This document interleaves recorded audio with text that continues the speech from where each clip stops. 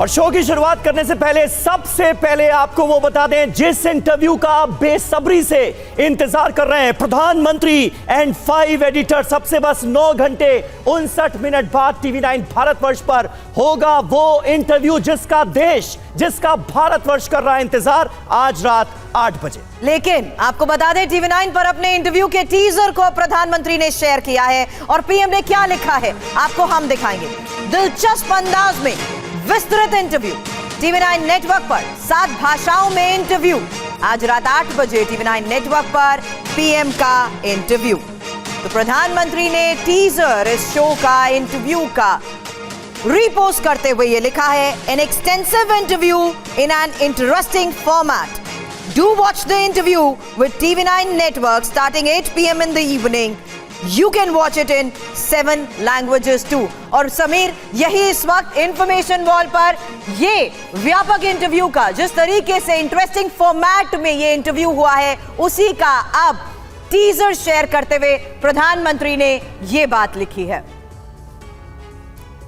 तो देखिए, प्रधानमंत्री नरेंद्र मोदी ने TV9 ग्रुप को इंटरव्यू दिया है। 5 संपादकों के साथ प्रधानमंत्री नरेंद्र मोदी की ये बेहद खास बातचीत, जिसका ये टीजर TV9 भारतवर्ष की तरफ से, हमारे ग्रुप की तरफ से जारी किया गया था, उसको प्रधानमंत्री नरेंद्र मोदी ने अपने एक्स पोस्ट पर शेयर किया है और लिखा है, an extensive interview in an interesting format. Do watch the interview with TV9 Network starting 8 PM this evening. You can watch it in 7 languages too. 7 भाषाओं में आप इस इंटरव्यू को देख सकते हैं। प्रधानमंत्री नरेंद्र मोदी का ये एक्स पोस्ट, जिसमें TV9 भारतवर्ष के उस पोस्ट को पीएम मोदी ने ट्वीट किया है, जिसमें लिखा गया था, TV9 ग्रुप के 5 संपादकों के साथ प्रधानमंत्री नरेंद्र मोदी का ये राउंड टेबल इंटरव्यू। ऐसा इससे पहले आपने देखा नहीं होगा पीएम मोदी का इंटरव्यू, जैसा आप आज देखने जा रहे हैं TV9 ग्रुप के तमाम चैनल्स पर।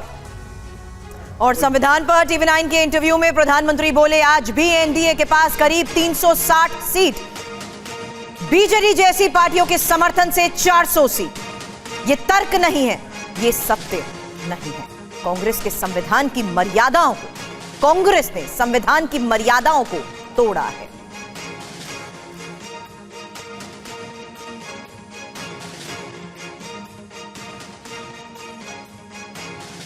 प्रधानमंत्री जी, एक चीज को लेकर बड़ा भ्रम है और वो भ्रम ये है कि विपक्ष आरोप लगाता है कि अगर बीजेपी 400 सीट लेकर आई तो संविधान बदल देगी। इस देश में पहले भी 400 सीट लेकर पार्टी आई है। देश में पहले भी संविधान में 100 से ज्यादा संशोधन हो चुके हैं। इन बयानों पर आप क्या कहेंगे? पहली बात यह है कि आज हमारे पास कितनी सीटें हैं।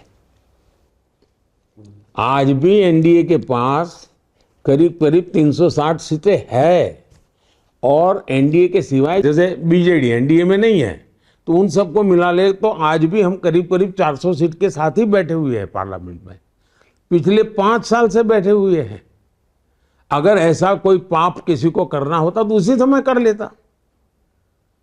तो ये तर्क भी नहीं है, सत्य भी नहीं है। लेकिन ये क्यों करते हैं? क्योंकि उनके पास, उनका इतिहास देख लीजिए साहब, जो पार्टी कांग्रेस पार्टी के संविधान में की पवित्रता को नहीं मानती है, वो पार्टी देश के संविधान को कैसे मानेगी? कांग्रेस पार्टी के संविधान की पवित्रता को नष्ट करने का काम इस परिवार ने किया है।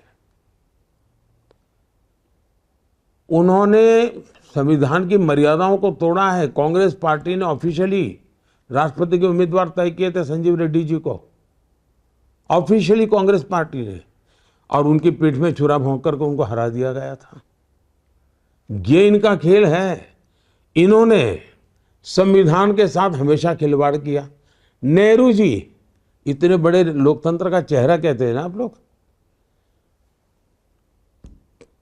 पार्लियामेंट में बैठने के सबसे पहला जो संविधान संशोधन किया वो उन्होंने फ्रीडम ऑफ स्पीच को रिस्ट्रिक्ट करने के लिए किया था। पूरी तरह अनडेमोक्रेटिक नेहरू जी ने किया था। दूसरा, अब उन्होंने कैसे किया? भारत का संविधान, इसमें मैं 3 बातें मोटी मोटी देखता हूँ। एक तो बहुत ही अनुभवी लोगों ने बैठ करके, भारत की जड़ों को जानने वाले लोगों ने बैठ करके संविधान को बनाया। उसमें वो सुगंध है भारत के सोच, इसलिए उसको एक सामाजिक दस्तावेज भी कहा जाता है। वो सुगंध है। दूसरा, ये लोग आगे का सोचते थे, तो उसमें एक फ्यूचरिस्टिक देश आगे अच्छा चले इसकी व्यवस्था भी है। और तीसरा, जो शब्दों में नहीं है लेकिन पेंटिंग में है, पहला संविधान बना, उसके हर पेज पर एक पेंटिंग है। वो पेंटिंग हमें हजारों साल के साथ जोड़ने वाली एक लिंक है, कड़ी है। हमारी संस्कृति, हमारी परंपरा, हमारा इतिहास, हमारी मान्यताएं, वो सब उन चित्रों में अंकित है। चित्रों में, ताकि जल्दी देश समझ पाए, लंबा इतिहास लिखना ना पड़े, वो चित्रों में रखा गया। शब्दों में वर्तमान और आने वाली कल रखी गई। तो कल, आज और कल, इसका एक बहुत ही संतुलित दस्तावेज, अत्यंत पवित्र दस्तावेज हमारा संविधान है। इन्होंने सबसे पहले संविधान की मूल प्रत में जितनी ये जो महान ऐतिहासिक सांस्कृतिक परंपरा वाला भाव था, उसको नष्ट कर दिया, नए प्रिंट में उसको निकाल दिया। उसके बाद एक भी संविधान की प्रत उस वाली प्रिंट नहीं हुई। हमने अभी जब नए पार्लियामेंट का उद्घाटन किया तो ओरिजिनल की प्रत प्रिंट करके हमने देश के वासियों को, एमपीओ को दी, क्योंकि उसके मेरे मन में था, जैसे मैंने सेंगोल रखा पार्लियामेंट में, मैंने संविधान की भी ओरिजिनल प्रत की प्रिंट छपवा के दी, क्योंकि उसमें वो मैंने संविधान की तरह। दूसरा, इन्होंने क्या किया, हमारी न्यायालय, संविधान ने जन्म दिया है। शाहबानों का केस है, सुप्रीम कोर्ट ने निर्णय किया था, वोट बैंक के लिए संविधान को समर्पित कर दिया। सुप्रीम कोर्ट, जो कि संविधान की एक बहुत बड़ी इकाई है, उसकी भावना को नष्ट करके उन्होंने संविधान बदल दिया। इलाहाबाद कोर्ट ने जजमेंट दिया था, उनके चुनाव को रद्द बातल किया था न्यायालय का, उन्होंने संविधान को कूड़े कचरे में डाल दिया, इमरजेंसी डाल दी, हिंदुस्तान को जेल में खाने बंद कर दिया। उन्होंने संविधान का उपयोग सिर्फ और सिर्फ अपने एकाधिकार के लिए किया। देश की सरकारों को 356 का उपयोग करके 100 बार उसको खत्म किया इन्होंने, और एक प्रधानमंत्री ने अकेले ने 50 बार किया, और इन्हीं के परिवार ने की।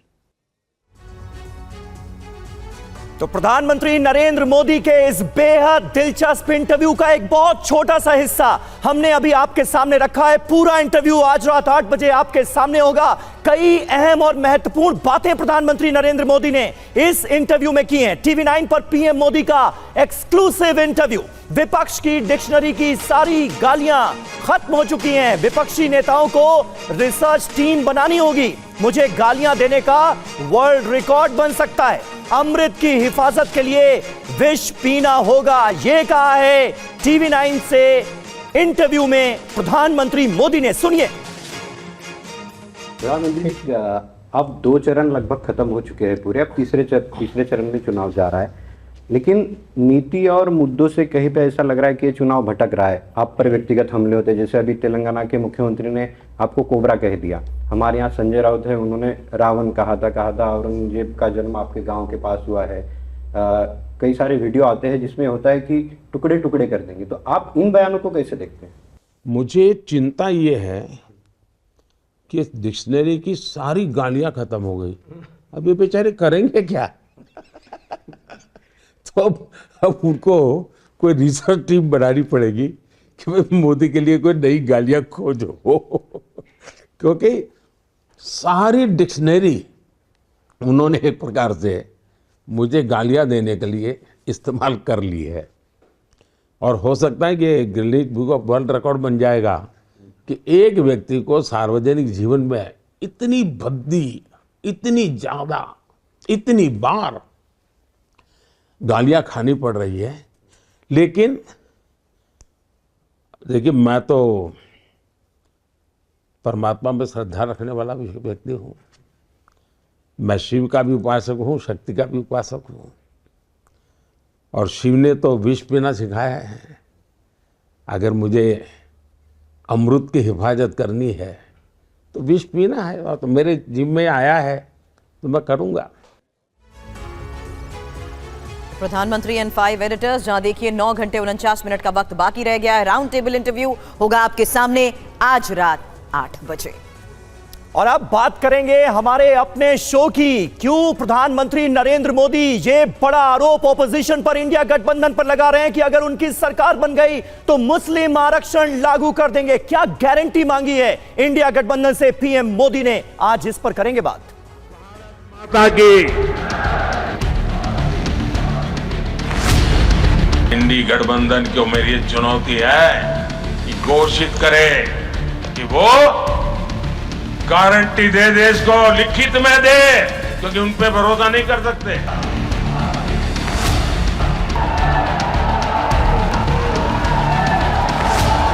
अरे आओ ना यार, दो हाथ कर लो, हो जाए मुकाबला। ये दाल भात खाने वाला क्या करता है दिखा देगा।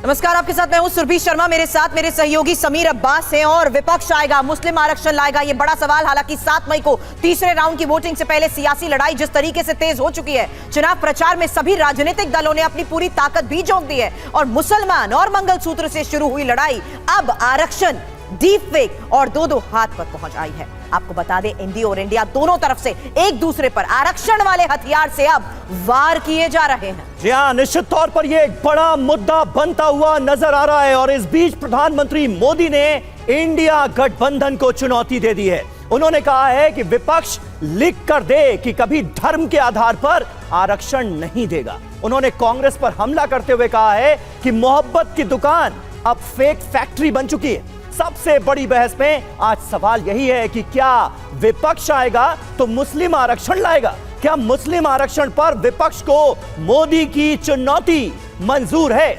इसी से जुड़ी बड़ी खबर सबसे पहले ये रही आपके सामने। आरक्षण पर विपक्ष को पीएम मोदी का चैलेंज, बड़ी चुनौती। विपक्ष देश को लिखित में गारंटी दे, विपक्ष धर्म के आधार पर आरक्षण नहीं देगा, ये गारंटी दे। एससी, एसटी, ओबीसी आरक्षण पर हाथ नहीं लगाएगा। मैं जानता हूं वो कभी लिखकर नहीं देंगे, ये कहा है पीएम मोदी ने। बोला है इंडिया गठबंधन पर बड़ा हमला कैसे, देखिए। इंडी गठबंधन को मेरी चुनौती है कि घोषित करे कि वो गारंटी दे देश को, लिखित में दे, क्योंकि उन पे भरोसा नहीं कर सकते, कि वो धर्म के आधार पर आरक्षण नहीं देंगे। घोषित करें। दूसरी घोषणा करें, एससी, एसटी, ओबीसी और सामान्य वर्ग के आरक्षण को कभी भी हाथ नहीं लगाएंगे। करें घोषणा? नहीं करेंगे। मैं जानता हूं ये कभी भी ऐसा लिखकर नहीं दे पाएंगे। और सीधे रुख करेंगे मेहमानों से, आपको मिला दें। सबसे पहले सिद्धार्थ यादव, प्रवक्ता भारतीय जनता पार्टी के हमारे साथ मौजूद हैं। सुभ्रांश कुमार राय, नेता कांग्रेस के, हमारे साथ जुड़ चुके हैं। प्रोफेसर धर्मेंद्र यादव, प्रवक्ता समाजवादी पार्टी के, हमारे साथ मौजूद हैं। और रामकृपाल सिंह, वरिष्ठ पत्रकार, भी हमारे साथ मौजूद हैं। AIMIM की तरफ से मेहरुद्दीन रंगरेज साहब, पार्टी के प्रवक्ता, वो हमारे साथ मौजूद हैं। सबसे पहले चर्चा सुभ्रांश में आज आपसे ही शुरू करना चाहूंगा, क्योंकि प्रधानमंत्री नरेंद्र मोदी ने सीधे तौर पर यह कहा है कि अगर इंडिया गठबंधन की सरकार बनती है तो आप धर्म के आधार पर आरक्षण लागू कर देंगे। लिख कर दें कि मुसलमानों को धर्म के आधार पर असंवैधानिक आरक्षण नहीं दिया जाएगा। तैयार हैं इसके लिए? समीर जी, देश को आज़ाद हुए 77 साल हो गए। 16 साल भारतीय जनता पार्टी और एनडीए की सरकार हटा दिया जाए तो देश में कांग्रेस की सरकार थी। तब रिजर्वेशन का कोई मॉडल था? नरेंद्र मोदी जी ने अपने घोषणा पत्र में जो लिख कर दिया था, हर साल 2 करोड़ नौकरी देने का वादा किया था, वो तो उन्होंने किया नहीं, क्योंकि नरेंद्र मोदी जी झूठ बोलने की फैक्ट्री बन चुके हैं आजकल। नरेंद्र मोदी जी ने अपने घोषणा पत्र में लिख कर दिया था 15 लाख रुपए लोगों के खाते में आए, वो उन्होंने पूरा किया। उस पे क्या घोषणा पत्र में लिख के दिया था कि 15 लाख आएंगे? नरेंद्र सर प्लीज बोल रहे दीजिए। नरेंद्र मोदी जी ने जिस तरह के ये मंचों पे खड़ा होकर दो दो हाथ करने की बात कर रहे हैं, उन्हीं मंचों पे खड़ा होकर इस देश में 50 रुपए डीजल, 50 रुपए पेट्रोल और किसानों को एमएसपी देने की बात कही थी। क्या उन्होंने वो पूरा किया? नहीं किया। नरेंद्र मोदी जी ने इन्हीं मंचों से खड़ा होकर महिला सुरक्षा की बात करी थी। इस देश में मणिपुर हुआ, नरेंद्र मोदी, सब लोग हाथ में दही जमा कर बैठते हैं, वो मुंह में जमा के बैठे थे। कर्नाटक में नरेंद्र मोदी जी ने जाकर कहा ये उज्ज्वला रमन्ना को दिया हुआ एक एक वोट नरेंद्र मोदी का वोट है, वो भारतीय जनता पार्टी का कोहिनूर था। इस देश का, मुझे लगता है, या इस संसार का सबसे बड़ा सेक्सुअल कांड हुआ है। नरेंद्र मोदी जी ने उस पे चूं तक नहीं बोला। नरेंद्र मोदी जी ये नहीं कह रहे हैं कि इस देश के युवाओं के भविष्य क्या क्या होगा, ये बढ़ती हुई बेरोजगारी का क्या होगा। नरेंद्र मोदी जी तो सरकारी नौकरी खत्म कर, मैं आपको बीच में रोकना ही नहीं चाह रहा था, लेकिन अब सवाल का जवाब तो दे दीजिए। मुद्दे बहुत हैं जिनका जिक्र आप इसी सवाल के जवाब में कर सकते हैं। अरे भाई, आपकी सरकार आई तो मुस्लिम आरक्षण देंगे या नहीं देंगे? पीएम मोदी कह रहे हैं लिख कर दीजिए क्योंकि कांग्रेस पर भरोसा नहीं है, और आप लोगों ने कर्नाटक में किया भी है, ओबीसी का हक मारा भी है, मुसलमानों को आरक्षण दिया भी है। अब इसका जवाब तो दीजिए जल्दी से। समीर जी, आपने कांग्रेस का मैनिफेस्टो पढ़ा है? उसमें कहीं लिखा हुआ है मुसलमान शब्द? नरेंद्र मोदी तो नहीं पढ़ते क्योंकि उनका इंटायर पॉलिटिकल साइंस है। भारतीय जनता पार्टी का संबंध शिक्षा से दूर है। आप तो पढ़े लिखे व्यक्ति हैं, आपका सिस्टम तो राष्ट्रवाद और देश के साथ चलता है। क्या कांग्रेस के मैनिफेस्टो में है? और अगर नहीं है, और उससे पहले कांग्रेस की सरकार जो 62 साल तक इस देश में थी, जो बात आप कह रहे हैं उसी पर अब सिद्धार्थ यादव से जवाब ले लेती हूँ। सिद्धार्थ यादव, ये तो बार बार यही कह रहे हैं कि आप क्यों गुमराह कर रहे हैं, जब ऐसा कुछ न्याय पत्र में लिखा ही नहीं है तो गुमराह क्यों कर रहे हैं?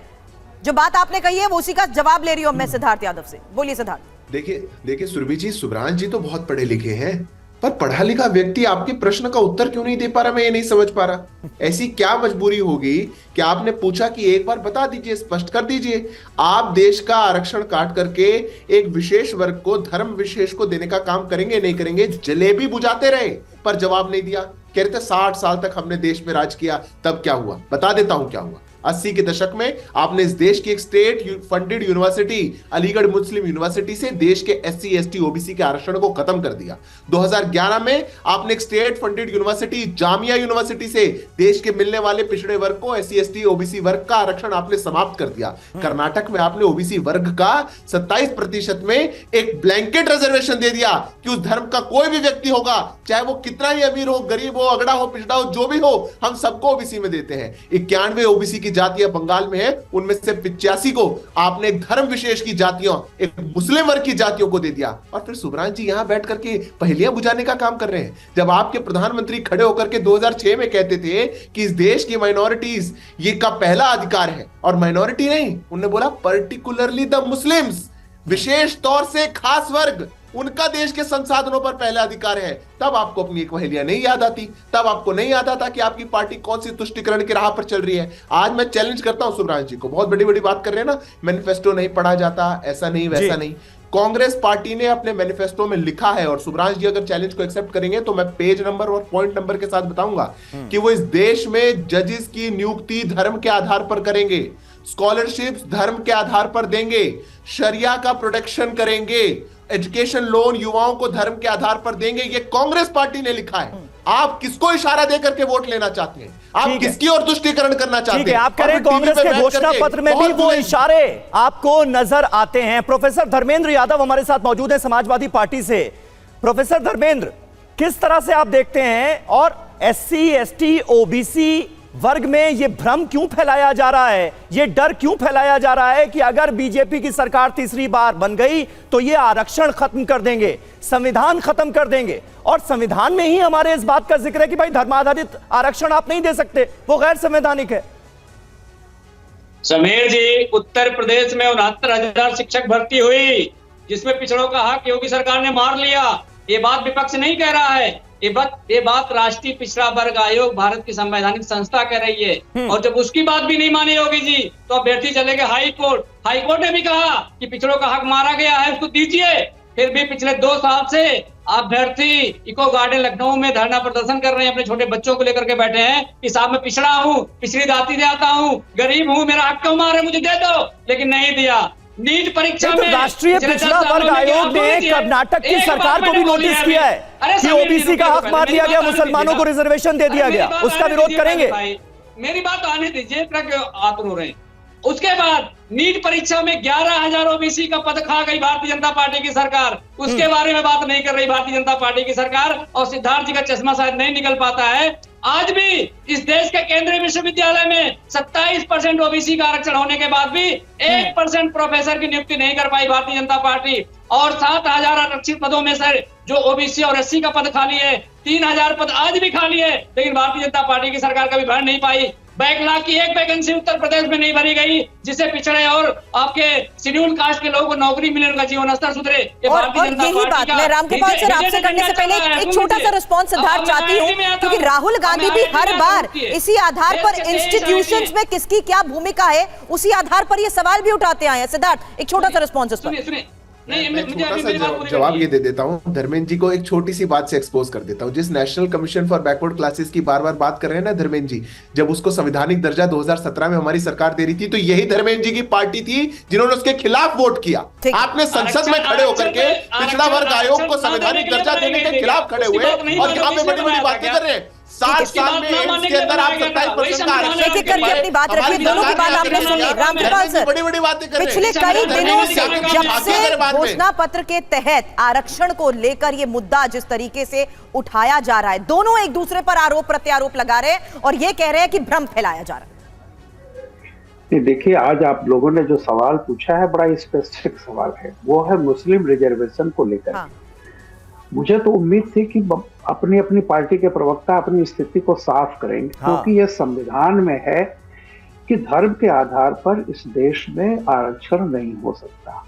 उस पर मोदी जी ने एक केवल ये स्पष्टीकरण मांगा है, क्योंकि एक बात तो मानेंगे हमारे तमाम मित्र कि देश में चाहे आपका जो घोषणा पत्र आया है या उसके बाद राहुल जी ने जो जो बातें कही हैं, तेलंगाना में कही हैं, उससे यह भ्रम की स्थिति फैल रही है।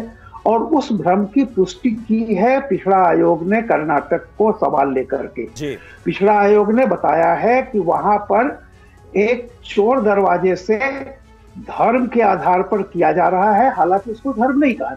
आप किसी भी एक धर्म के सारे लोगों को पिछड़ा मान करके उनको घुसा देंगे, तो ये भी तो एक चोर दरवाजे से धार्मिक आधार पर आरक्षण लागू करना ही हुआ ना। तो मोदी, सवाल सिर्फ इस बात का है कि क्या कांग्रेस की और समाजवादी पार्टी की ये डिक्लेयर करें कि जो संविधान में लिखा है इस देश में धार्मिक आधार पे आरक्षण नहीं दिया जाएगा, ये पार्टियां उसके समर्थन में है कि नहीं। मैं एक बात और कहूंगा, हमारे सुभ्रांश जी कह रहे थे, उन्हीं के रक्षा मंत्री, उन्हीं के पार्टी के भूतपूर्व रक्षा मंत्री AK एंटनी की कमेटी की रिपोर्ट आई थी। आपके ही पार्टी के एक बहुत वरिष्ठ नेता ने लिखा था कि कांग्रेस को सावधान होना चाहिए, उस पर यह देश में फैल रहा है कि वो मुस्लिम तुष्टीकरण में बहुत ज्यादा है, इसलिए उसको नुकसान हो रहा है। आप ही के पार्टी के इतने वरिष्ठ नेता ने आप ही को कहा था, और वो दिन और आज का दिन, मैं तो एक बात कर रहा हूं, आंध्रा में आपने खुलेआम पूरी कोशिश की 2004 से लेकर के अब तक मुस्लिम आरक्षण देने की, वो तो सुप्रीम कोर्ट और इस देश की अदालत ने आपको सफल नहीं होने दिया। ठीक है। तो आज की तारीख में अगर आप जनता से वोट मांगने जा रहे हैं, तो इस देश में ये दोनों राष्ट्रीय पार्टियों को बहुत साफ कहना चाहिए। जैसे मोदी ने बहुत साफ कह दिया है कि वो पिछड़ों की जो वर्तमान व्यवस्था है उसको बिल्कुल छेड़ेंगे नहीं, उसके प्रति प्रतिबद्ध हैं। ऐसे ही कांग्रेस को भी बताना चाहिए कि धर्म के आधार पर कोई भी कोशिश नहीं करेगी। बिल्कुल ठीक बात है। ये सवाल हम सुभ्रांश के सामने रखेंगे, लेकिन हमारे साथ अभी AIMIM के प्रवक्ता मेहरुद्दीन रंगरेज साहब भी मौजूद हैं। मेहरुद्दीन साहब, ये सवाल क्या आप लोगों को भी परेशान करता है या नहीं कि धर्म के आधार पर आरक्षण चाहिए ही क्यों? मुसलमानों में भी जो पसमानदा समाज है, जो पिछड़ा समाज है, वो रिजर्वेशन का लाभ ले रहा है, लेकिन सारे मुसलमानों को आरक्षण देने की ये कौन सी सोच है? क्योंकि धर्म के आधार पर आरक्षण हमारे संविधान में नहीं है।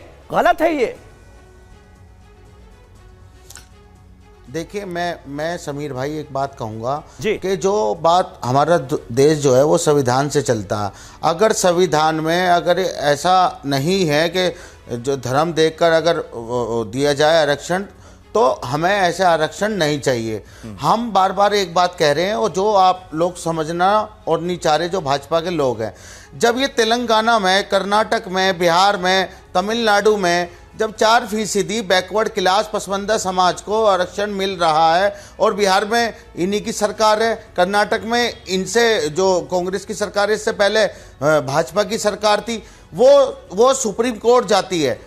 और जो वहाँ के जो जज साहब हैं, उनका नाम है, मैं आपको नाम भी बता रहा हूँ उनका, उन जज साहब का नाम है वीवी रंगनाथन ने बाकायदा उन्होंने जजमेंट दिया कि ये उसके खिलाफ गए थे कि 4% जो इन्हें पिछड़े वर्ग को, जो वहाँ की सरकार कर्नाटक की, मगर वहाँ से उनको जो है क्या नाम है, हमारी जीत हुई उन 4% लोगों को, और वहाँ पर रिजर्वेशन चालू रहा। तो ये दिखाता है कि समाज में किस तरीके से ध्रुवीकरण की राजनीति मोदी जी करना चाहते हैं। जब वो एक तबके को, 20 करोड़ लोगों को घुसपैठिया कहते हैं, तो ये दिखाता है कि उनको टारगेट जो है ना, वो कांग्रेस बीजेपी का और पॉलिटिकल पार्टियों को वो नहीं कर रहे टारगेट। उनकी राजनीति पूरी मुसलमानों से राजनीति है। अगर मुसलमानों का नाम ना लें, शमशान कब्रिस्तान की बात ना हो जाए, 80-20 की बात ना हो जाए, हिंदुस्तान पाकिस्तान की बात ना हो जाए, मुस्लिम लीग की बात ना हो जाए, जब तक उनकी राजनीति नहीं होती। रही बात आरक्षण की, आप ये बताइए, एच.डी. देवगौड़ा जो हैं, उन्होंने खुलकर कहा, और लोग उनके जितने भी नेता हैं भाजपा के, वो खुलकर कह रहे हैं हम तो आरक्षण देंगे। भाजपा का स्टैंड क्लियर नहीं है, वो चाहती क्या है? अति पिछड़े और जो हमारे बैकवर्ड क्लास के लोग हैं, कैसे आपको समझ में आया कि स्टैंड क्लियर नहीं है? प्रधानमंत्री नरेंद्र मोदी जब ये कह रहे हैं कि अपने जीते जी मुसलमानों को आरक्षण नहीं देने देंगे, धर्म के आधार पर गैर संवैधानिक आरक्षण नहीं देने देंगे, तो इससे ज्यादा और क्लियर लाइन क्या होगी? देखिए, मैं कह रहा हूं, जिन्हें भी आरक्षण मिल रहा है मुसलमानों को, वो ओबीसी के तहत मिल रहा है, और ये सुप्रीम कोर्ट ने भी मोहर लगाई है। भाई, उस पर तो कोई बात ही नहीं है। यहाँ पर सारे के सारे मुसलमानों को आरक्षण देने की बात है ना। ये थोड़ा समझिए जी। सिद्धार्थ, कुछ क्लियर करना चाहेंगे क्या आप इस पर? जल्दी से, वक्त हमारे पास कम है। देखिए, रंगरेज जी तो क्यों बोलेंगे? रंगरेज जी तो आनंद ले रहे हैं आरक्षण का। रंगरेज जी कैसे बोल सकते हैं? क्योंकि सारी प्रॉपर्टी कांग्रेस तो वक्फ को दे दिया करती थी। कभी तो गुरुद्वारा कमेटी को दिया नहीं, दलित कमेटी को दिया नहीं, शोषित पीड़ित वंचित कभी नहीं दिया। तो रंगरेज जी की आवाज निकलना मुश्किल है। रंगरेज जी, आप ये बता दीजिए, ओबीसी वर्ग में मिल रहा है आरक्षण, 91 जातियों में 85 जातियां मुसलमानों की हैं। 85 जातियां, मतलब 6 जातियां ओबीसी हैं बंगाल के अंदर, उनको आरक्षण मिलना चाहिए। बाकी 85 एक धर्म विशेष की। अरे, जब बाबा साहब भीमराव अम्बेडकर नहीं लिख करके गए, तो आप कौन होते हैं ब्लैंकेट रिजर्वेशन लगाने वाले? और जब कोर्ट्स आपको रिजेक्ट कर दे रहे हैं, आप कौन है टीवी पे बहस करने वाले कि ऐसा होगा वैसा होगा? पर बैकडोर से भी तो चाहिए आपको। तो आप तो क्यों बोलेंगे रंगरेज साहब? आपसे कोई दुश्वारा नहीं है। आज तो कांग्रेस पार्टी से सवाल था, कांग्रेस पार्टी स्पष्ट क्यों नहीं कर देती कि या तो हम देंगे या नहीं देंगे? पर कांग्रेस पार्टी चाहती है कि पीछे के दरवाजे से लाएं, रंगरेज जी को खुश कर दें, रंगरेज जी उनको वोट डाल दें, जितना 40 पार में 40, 35, 45 जितना बन पाएगा वो उनके वोट से बन पाए। ये कलपुरी ठाकुर साहब को, जिसे भारत रत्न दिया मोदी जी ने, उनके समय से मिल रहा है। आप समझने ही नहीं चाहते। अरे रंगरेज साहब, कौन से साल से मिल रहा है बताइए जरा? हिंदू कौन से साल से मिल रहा है? आपके पास कोई मैं बता रहा हूं, ठाकुर के समय से मिल रहा है आरक्षण। और बिहार में आपकी सरकार है, क्यों मिल रहा है? फिर वहां पे भी बंद कर दीजिए आप। शुभ्रांश, जवाब दे दीजिए इन बातों का। और यही आधार है कि क्लैरिटी और खुला चैलेंज किया जा रहा है। क्या ये रिवाइज करते हुए लिखित देने को तैयार है कांग्रेस? अब सुरभि राम कृपाल जी ने कुछ शब्द कहे। कांग्रेस लिखित गारंटी दे रही है कि हमारी सरकार बनते ही किसानों को एमएसपी पे गारंटी दी जाएगी। कांग्रेस लिखित गारंटी दे रही है कि सरकार बनते ही 30 लाख सरकारी नौकरियों को भरा जाएगा। लेकिन एक इंग्लिश का वर्ड होता है हिपोक्रेसी, उसका हिंदी में क्या मतलब होता है थोड़ा आप मुझे बता दीजिए। भारतीय जनता पार्टी सिद्धार्थ को झूठ बोलने की लत इसलिए पड़ी है कि इनके सर्वोच्च नेता नरेंद्र मोदी झूठ बोलते हैं। अल्पसंख्यक, पिछड़ा, आदिवासी ये 3 शब्द ये भूल जाते हैं। ये भूल जाते हैं कि ये वही भारतीय जनता पार्टी है जिसको उत्तर प्रदेश और बिहार में तो गाय माता दिखती है, लेकिन नॉर्थ ईस्ट और गोवा में बीफ में इनको कोई दिक्कत नहीं है। ये यही भारतीय जनता पार्टी है जो बीफ बेचने वाली कंपनियों से 250 करोड़ रुपया चंदा लेती है चुनावी चंदे के रूप में। ये यही भारतीय जनता पार्टी है जिसने देश के 140 करोड़ में 100 करोड़ लोगों को कोविशील्ड के वैक्सीन लगी है। अरे भाई शुभ्रांश, आप चुनावी रैलियों में ये सारी बातें कह रहे हैं, आपके नेता चुनावी सभाओं में ये सारी बातें कह रहे हैं, वो रिपीट करने की जरूरत यहां पर क्या है?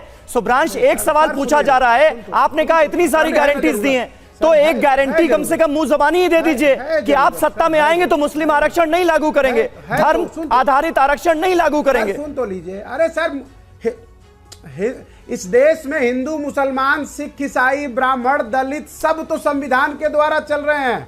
सबको बाबा साहब के अंबेडकर के संविधान ने जो अधिकार दिया उसी के हिसाब से चल रहे हैं।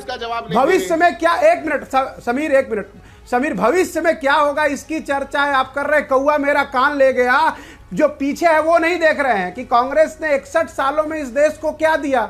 नरेंद्र मोदी ने 10 सालों में झूठ के अलावा, जुमले के अलावा, हिंदू मुसलमान के अलावा चुनावी उत्सव के दौरान ना आने वाले विजन के तहत जो बातें न्याय पत्र में लिखी गई हैं, न्याय पत्र में जिस आधार पर लिखी गई है उसी को देखते हुए ये सवाल किया जा रहा है। हालांकि रामकृपाल सर, इस पर आप कुछ कहना चाहेंगे क्योंकि वो तो आप की टिप्पणी को देखते हुए सवाल उठा रहे हैं। इसीलिए मैंने कहा कि कोई भी व्यक्ति पढ़ा लिखा नहीं है। न्याय पत्र में कहां लिखा गया है? अगर मौका दे मुझे, जुमला देने का नहीं, काम शुभ्रांश जी, मोदी का है, अमित शुभ्रांश जी बस एक मिनट देखिए। आप लोग अच्छी तरह से जानते हैं बात इसकी हो रही है। देखिए, पिछड़े, दलित, अल्पसंख्यक, इनको आरक्षण पर कोई विवाद नहीं हो रहा है।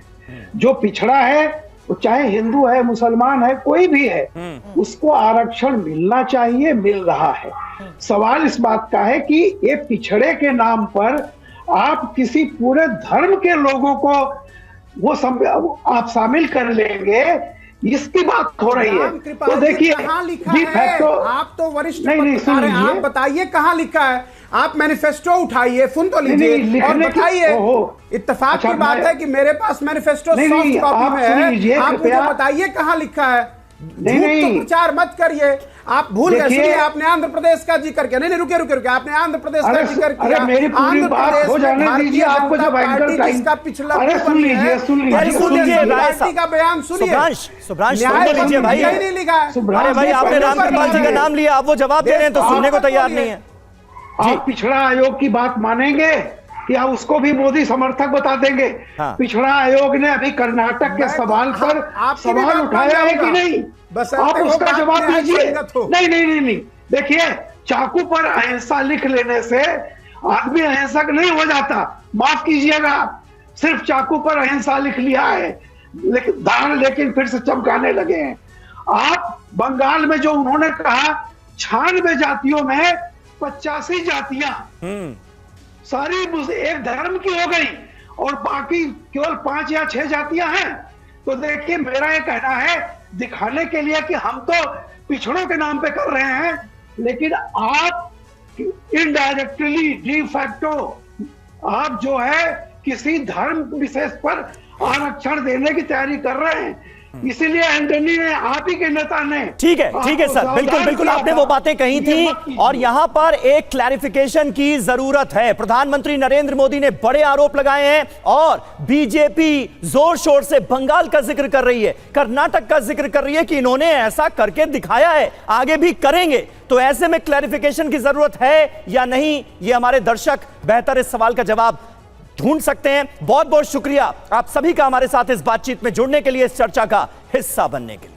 लेकिन उससे पहले एक बार फिर से आपको याद दिला दें कि चुनाव के बीच तीसरे चरण से पहले प्रधानमंत्री नरेंद्र मोदी ने TV9 ग्रुप को एक्सक्लूसिव इंटरव्यू दिया है और आज रात 8 बजे आप देखेंगे TV9 पर यह इंटरव्यू, जहां बता दें प्रधानमंत्री ने TV9 के 5 संपादकों के साथ लंबी बातचीत की है। प्रधानमंत्री ने इस इंटरव्यू में संविधान बदलने को लेकर लगाए जा रहे आरोपों पर चौंकाने वाली बात कही है। इसी इंटरव्यू में महाराष्ट्र को लेकर कई ब्रेकिंग न्यूज प्रधानमंत्री ने दी है। बंगाल के चुनाव को लेकर भी प्रधानमंत्री मोदी ने लंबी बात की और इस इंटरव्यू के दौरान पश्चिम बंगाल की बात करते हुए एक लम्हा ऐसा भी आया जब प्रधानमंत्री मोदी भावुक हो गए। प्रधानमंत्री ने राम मंदिर को लेकर विपक्ष के आरोपों का जवाब भी दिया। प्रधानमंत्री ने उद्धव ठाकरे को लेकर क्या कहा, आप इस इंटरव्यू में देख पाएंगे। टीवी 9 के 5 संपादकों के साथ प्रधानमंत्री ने की है ये खास बात। टीवी 9 के दर्शक ये पूरा इंटरव्यू आज रात 8 बजे प्रधानमंत्री एंड 5 एडिटर्स में देख पाएंगे।